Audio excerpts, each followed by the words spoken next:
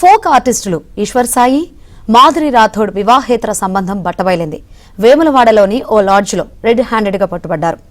ఇద్దరికీ ఈశ్వర్ సాయి భార్య దేహశుద్ధి చేసి పోలీసులకు అప్పగించింది. బిడ్డ మీద ప్రేమ లేదా రే?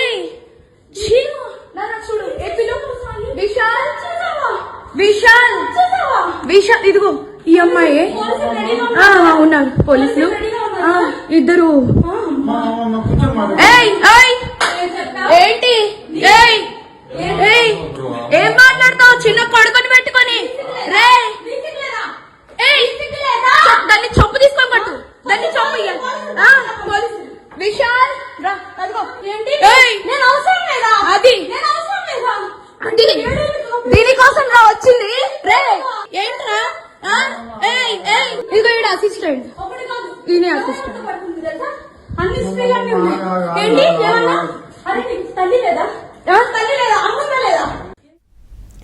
మాధురి కొంతకాలంగా తన భర్తకు మెసేజ్లు పంపుతుందని ఈశ్వర సాయి భార్య శరణ్య వాపోయింది.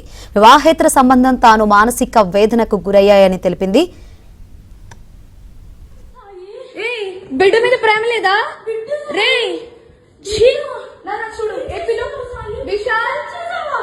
విశాల్ విశాల్ ఇదిగో ఈ అమ్మాయి ఉన్నారు పోలీసులు. మరిన్ని వివరాలు మా ప్రతినిధి శ్రీనివాస్ అందిస్తారు. శ్రీనివాస్, సో కొన్ని సంవత్సరాలుగా ఈ యూట్యూబ్ లో ఫోక్ సాంగ్స్ పేరుతో బాగా పాపులర్ అయిన ఇద్దరు ఫోక్ ఆర్టిస్టులు వేములవాడలోని ఓ లాడ్జ్ లో వివాహేతర సంబంధం పెట్టుకుంటూ ఈశ్వర్ సాయి అనే ఫోక్ ఆర్టిస్ట్ భార్యకు రెడ్ హ్యాండెడ్ గా పట్టుబడ్డారు. వీరు లాడ్జ్ లో ఉండగా భార్య అంటే ఈశ్వర్ సాయి భార్య శరణ్య ట్రేస్ అవుట్ చేసి రెడ్ హ్యాండెడ్ గా పట్టుకొని ఈశ్వర్ సాయిని, అతనితో ఉన్న మరో ఫోక్ ఆర్టిస్ట్ ని మాధురి రాథోడ్ కూడా పట్టుకొని నిలదీసింది. ఇద్దరికి దేహశుద్ధి చేసింది.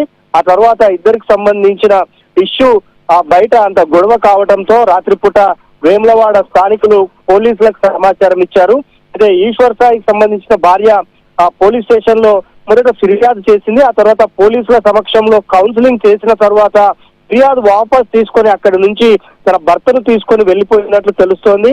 అంతకంటే ముందే ఉదయమే మరో ఫోక్ ఆర్టిస్ట్ కూడా ఆమె కారులో వెళ్లిపోయి ఇద్దరికి కౌన్సిలింగ్ ఇచ్చినట్టు కూడా తెలుస్తోంది. సో పోలీసుల సమక్షంలో ఈ కౌన్సిలింగ్ జరిగింది. ఆ తర్వాత కుటుంబాలంతా కూడా రాజీకి వచ్చాయని తెలుస్తోంది. అయితే బయట ఈశ్వర్ సాయికి సంబంధించిన భార్య శరణ్య మాట్లాడుతూ తన భర్త మంచోడే అంటూ కూడా ఆమె చెప్తూ వస్తున్నారు. ఈ దాదాపు 30-40 సాంగ్స్ లో నటించిన ఇతరుల ఎవరితో కూడా తప్పుగా ప్రవర్తించలేదు, కానీ ఈమె వల్లనే తన భర్త చెడిపోయాడు, తమది 7 years గా చాలా కలిసిమెలిసి ఉంటున్నామంటూ కూడా ఈశ్వర్ సాయి భార్య చెప్పింది.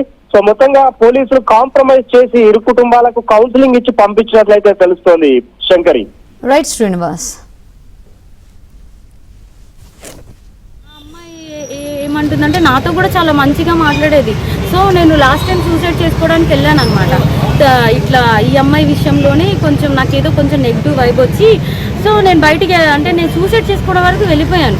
నేను నాకు బాబున్నాడు, బాబుని తీసుకొని సూసైడ్ చేసుకోవడానికి వరకు వెళ్ళిపోతే ఆ అమ్మాయి నా కోసం ఫుల్గా అంటే ఎక్కడ ఇది బాగా స్ప్రెడ్ అయిపోతుందా ఏంటి అనుకుందో ఏమో తెలియదు, కానీ కంటిన్యూగా నన్ను ఫాలోఅప్ చేస్తూ ఎక్కడున్నావు ఏమైంది నాకు అప్పుడు కూడా ఏం డౌట్ రాలేదు.